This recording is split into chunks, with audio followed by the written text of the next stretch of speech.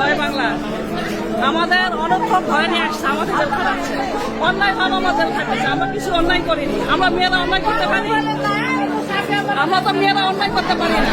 আমার কোলের একটা বাচ্চা আছে, আমার 3 বছরের কোলের একটা বাচ্চা আছে, আমাকে জেলে নিয়ে আসছে। আমরা কোনো অন্যায় করি না। বীর মুক্তিযোদ্ধার সন্তান মেয়ে, আমি 6 বার অ্যাক্সিডেন্ট করে অসুস্থ, কোনো কিছুই জানি না। আমি যে একটা হার্টের রোগী, একবার স্ট্রোক করা, তারপরে আমাকে একটা এই রাজশাহী বাড়ি বাগমারা থানা আমাকে নিয়ে এসে একটা মিথ্যা মামলাতে যে হয়রান, আমি যে অসুস্থ সে কথা বলা যাবে না।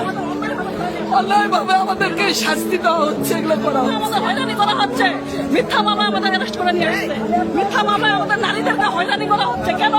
3 বছরের বাচ্চা রেখে আসছে। মাসুমের বিচার একদিন হবে, বাংলার মাটিতে জুলুমের বিচার হবে, বাংলার মাটিতে। 10 এর উপর বছর জেলে রাখছে, বিনা কারণে বিনা অপরাধে। কোনো মহিলা হত্যা করছে